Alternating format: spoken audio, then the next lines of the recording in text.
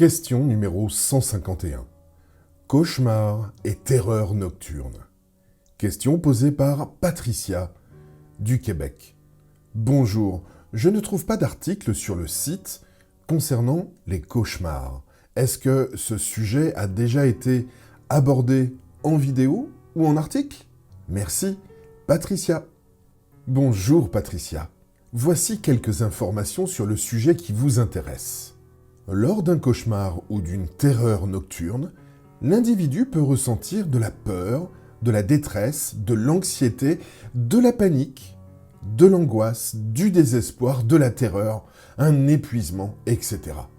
Dans la littérature classique, on associe souvent le cauchemar au stress, à un événement traumatique, à la prise de certains médicaments, à un sevrage d'alcool, à une mauvaise alimentation, à des troubles neurologiques, etc.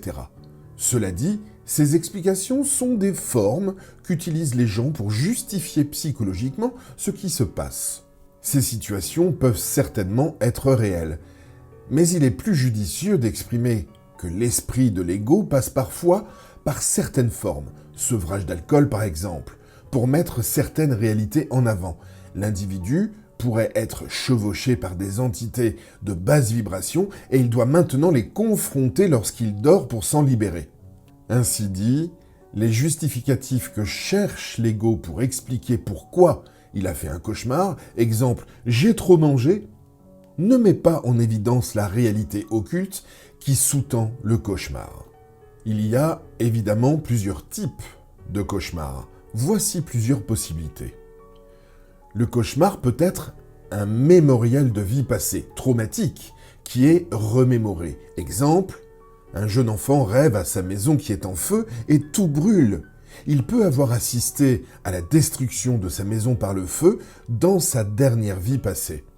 Le cauchemar peut être une scène symbolique qui se dessine en astral pour mettre un aspect de la vie de l'ego en évidence ou pour comprendre quelque chose. Exemple, dans son rêve, l'individu cherche quelque chose pendant des heures, ses clés, sa voiture, sa salle de classe, etc. Dans ce cas spécifique, il pourrait ressentir une détresse, un épuisement, etc. S'il cherche sa salle de classe à l'école, probablement qu'il cherche un enseignement, mais ne le trouve pas, et que son esprit utilise ce type de scène pour lui faire ressentir sa souffrance de ne pas savoir.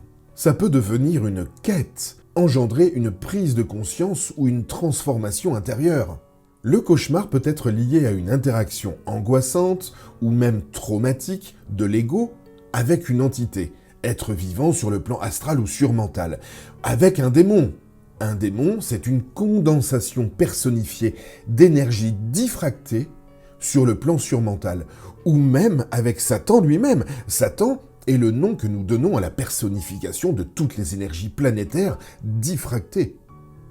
Dans ce cas, l'individu se rappelle donc d'interactions qu'il a eues pendant le sommeil lorsqu'il habitait l'un de ses corps subtils, souvent le corps astral. Exemple, l'individu rêve qu'il lutte contre une grosse entité noire ou un gros monstre. Cette entité peut très certainement faire partie de la psyché de l'individu et il doit la combattre pour s'en libérer. L'entité peut être dans la psyché de l'individu depuis longtemps, ou alors il peut l'avoir contractée en écoutant un film d'horreur par exemple. Une autre possibilité, c'est qu'une personne peut devoir combattre les entités d'un membre de sa famille ou d'un proche, et dont il est victime la nuit. Il est à noter que certaines entités sont liées à des lieux spécifiques. Que faire pour s'en sortir ? Que faire pour s'en sortir lorsque le cauchemar est récurrent ? Évidemment, l'ego peut atténuer ou stopper ces comportements qui induisent les cauchemars. Trop manger avant de se coucher, changer de médication, etc. Il pourrait aussi devoir nettoyer énergétiquement le lieu de son domicile ou même déménager. Si l'individu procède à certains changements et que ça fonctionne, cela signifie que l'esprit passe par cette modification de comportement pour mettre fin à la résurgence de mémoires traumatiques ou à une voyance dans l'invisible qui est difficile à gérer par l'ego. Peut-être que l'esprit en décide ainsi parce que l'aspect occulte à travailler est réglé, ou parce que le travail sera continué à un autre moment de la vie de l'ego.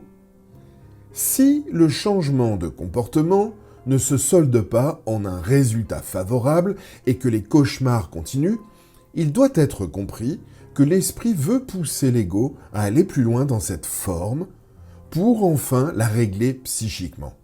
Pour y parvenir, l'ego peut avoir à grandir en identité ou en définition de conscience, via le rapport de force.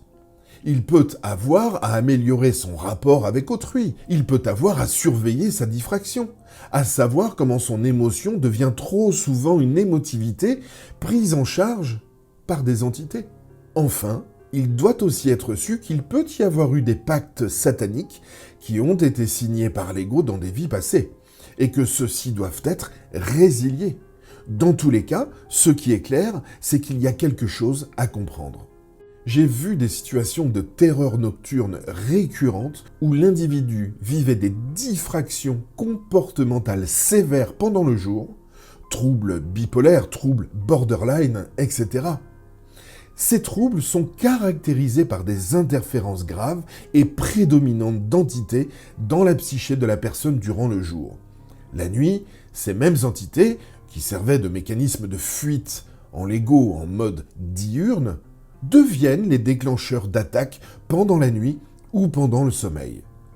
L'ego doit donc faire un immense travail sur lui pendant le jour pour se libérer de ces interférences importantes. S'il réussit à ne plus être possédé par elles le jour, il pourra s'en libérer la nuit aussi. Enfin, le rapport de force de l'ego envers son esprit ou envers les entités impliquées reste une excellente option pour exiger que ce cirque cesse.